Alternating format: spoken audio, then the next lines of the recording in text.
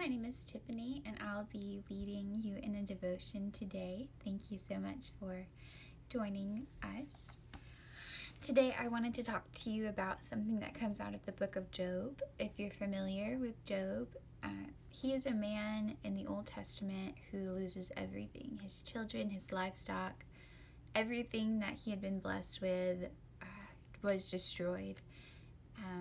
And most of the book is Job's friends telling him why it happened and how he isn't righteous enough, and they're trying to put words to the grief that he's feeling. They do a terrible job for the most part, but at the end of the book, God comes in and he speaks to Job himself.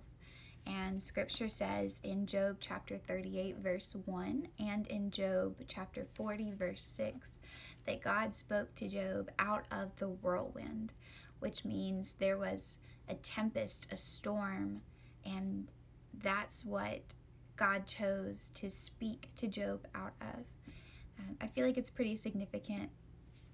And when I was reading that, the Lord pointed out that there's another significant account in scripture that has to do with a tempest or a whirlwind, and it's in the New Testament. You can find it in Matthew chapter 8 or Mark 4 or Luke 8.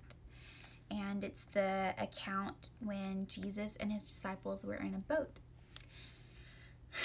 You probably have heard it before. Jesus was sleeping, a storm arose, and the disciples freaked out. They went to the bottom of the boat and woke Jesus up, and they were like, "Lord, save us. We are perishing." They were afraid. They thought they were going to die, so they just woke Jesus up. But Jesus' response to them is so interesting. He turns to them, and in the account in the book of Matthew, he says, "Why are you fearful, O you of little faith?" Then he turns and he silences the wind and the waves, and they both obey him. It becomes calm and peaceful. But when the Lord pointed that out to me, I started to notice how Jesus wasn't afraid of the tempest because he knew the God who is in the whirlwind. He trusts the God who made the whirlwind. And there's such a stark contrast between Jesus and his disciples. The disciples were probably filled with great faith when conditions were favorable, when life was easy, when they weren't in the middle of a storm. But as soon as a storm arose, they freaked out and they lost their faith, and they said, "God must have abandoned me. We're dead. We're done for." And they didn't trust their Father anymore. And Jesus displays this amazing faith. He's sleeping. He's taking a nap. And there's a storm, but he's not concerned because he knows his Father. He knows that our God created the wind and the waves.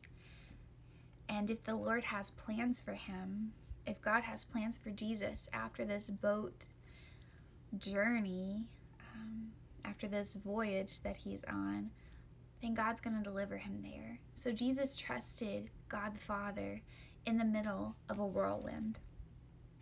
He knew that God spoke to Job out of the whirlwind, so of course God was there and he had not forsaken them. So my challenge to you is, do you have faith to trust God in the storm? Do you know the Father? Are you fearful, and do you only trust God when things are calm?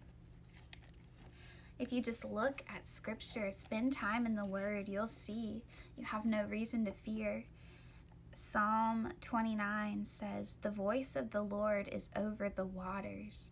The God of glory thunders." Our God is so big. He made you. He made the heavens, the biggest building you've ever seen. He's a million times bigger than that. He spoke our universe into creation. So remember the God that you serve. Nothing is too big for him. If he saw fit to lead you into a tempest, trust him. He sees the end from the beginning, and he knows what he's doing. If he wants to silence those storms, he can and will. The promise that we have as believers is not that all things will be calm and perfect and favorable in the way that we want them to be. That's not our promise. Our promise is that Jesus will never leave or forsake us. He is with us in the storm. That's the good news. And so, I just encourage you to spend time with your Father. Get into his word. Remember who he is. Remember the God that we serve, how great and awesome and powerful he is. And trust him in the midst of the tempest. Because Romans 8:28 says, all things work together for the good of those who love God and are called according to his purpose. So I hope that's a blessing to you, and I hope you have a wonderful rest of your day.